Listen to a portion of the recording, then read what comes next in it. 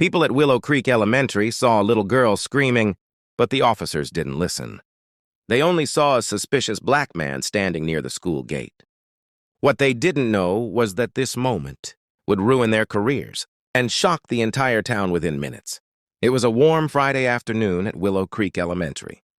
Parents waited outside the gate chatting, scrolling through their phones, or holding small welcome signs for their kids. Among them stood Marcus Carter, a calm black father in his mid-30s, wearing simple clothes and holding a lunchbox in one hand. He checked his watch twice. His daughter Ava always ran out smiling the second school ended, but that day felt different. Something in the air was tense. Just a few minutes earlier, someone had called 911 saying a strange man was hanging around the school gate, watching the kids. Nobody knew who made the call, but within minutes a police SUV pulled up fast. Two officers stepped out, Officer Daniels and Officer Reed. Both looked stressed, already convinced something bad was happening. Marcus didn't notice them at first. He was too busy scanning the crowd, searching for his little girl. But the moment he took one step closer to the gate to get a better view, one officer shouted, "Sir, stop right there!" The crowd froze. Mothers pulled their children closer. Whispers started spreading like fire. Marcus turned, confused. "Is everything okay, officers?" he asked. But Daniels didn't answer politely.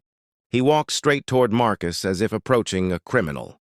"Keep your hands where we can see them," he ordered. Marcus looked shocked. "What? I'm just here to pick up my daughter." Right then, the school bell rang. Kids ran out laughing, holding drawings and backpacks bouncing behind them. Among them was Ava, a tiny 7-year-old with curly hair and pink glasses. The moment she saw her dad surrounded by cops, her face dropped. She sprinted toward him. "That's my dad!" Ava screamed. "Please let him go. He came to pick me up." But the officers didn't move. Reed stepped between her and Marcus. "Sweetie, do you know this man?" he asked slowly. Ava looked furious. "Yes, he's my dad!" People around started recording on their phones. Others whispered things like, "Is he really her father? Why are the cops stopping him? Something's not right." Marcus tried to stay calm. "Officers, you're making a mistake." Daniels didn't listen. He grabbed Marcus's arm as if ready to cuff him. Ava burst into tears. "Stop! He's my dad, please!" But the officers acted as if they didn't hear her at all. To them, she was just a scared kid, and Marcus was a threat. Parents nearby tried to defend Marcus, but nobody dared to step too close. The fear of getting involved with the police was too strong. A tense silence fell over the crowd, until suddenly, from the school entrance, someone ran out fast.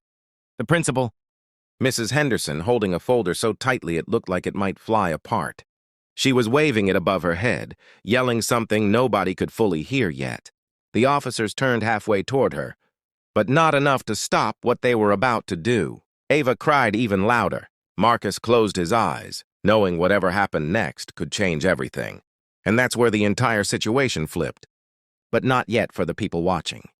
Mrs. Henderson, the school principal, ran toward the officers so fast she nearly tripped on the last step. Her face was red, breath short, and she clutched a folder stuffed with papers. "Stop right now," she shouted. Officer Daniels tightened his grip on Marcus's arm anyway. "Ma'am, stand back. We got a call about a suspicious man." "That's not a suspicious man," the principal snapped out of breath. "That is Ava Carter's father, and you're about to make the biggest mistake of your careers." The officers hesitated. Reed looked unsure, but Daniels kept pushing. Ava ran straight to the principal, holding her hand. "Please tell them," she cried. "They won't listen to me." Mrs. Henderson placed her hand on Ava's shoulder and stepped between Marcus and the officers with surprising courage.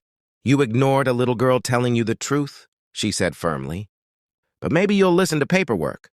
She opened the folder and pulled out several documents, school pickup forms, emergency contacts, custody papers, all signed with Marcus Carter's name. Reed took a step back. Daniels's jaw clenched. But Mrs. Henderson wasn't done. "Not only is Marcus Ava's father," she continued, "he is also a licensed child psychologist who works with the police department for trauma cases, including cases involving children." She turned to Marcus, her voice softening. "I'm so sorry this is happening to you again, A ripple of shock moved through the crowd. People lowered their phones, feeling embarrassed for assuming the worst. Mothers who had pulled their kids away now looked ashamed. Even the children sensed something serious had happened. Officer Reed finally spoke first. "Sir, we didn't know," he said quietly. "We got a call and—" Marcus cut him off calmly. "I understand you got a call, but you didn't ask a single question. You saw me and decided who I was." He didn't shout. He didn't curse. His calm voice hurt even more. Ava hugged her dad tightly, burying her face in his shirt. Marcus held her back gently with one arm. Daniels looked down, but Marcus wasn't done speaking. "You didn't listen to my daughter," he said. "You treated her like she didn't matter. She told you the truth. You ignored her." Reed swallowed hard. Daniels looked like he wanted to argue, but there was nothing left to defend. A few parents stepped forward now, trying to make amends. "I'm sorry, man. I didn't know. I should have believed the child." But their words didn't change what happened. Mrs. Henderson glared at the officers. "I already contacted the district supervisor. And your chief will be here shortly." Daniels and Reed suddenly stiffened. The police chief arrived minutes later, stepping out of his car with a serious face. After listening to everything, he apologized directly to Marcus and Ava. "This shouldn't have happened," the chief said. "We will launch a review immediately." Marcus nodded but didn't say much. The pain was too fresh, too familiar. Ava looked up at him. "Daddy, can we just go home?" He forced a small smile. "Yeah, baby. Let's go."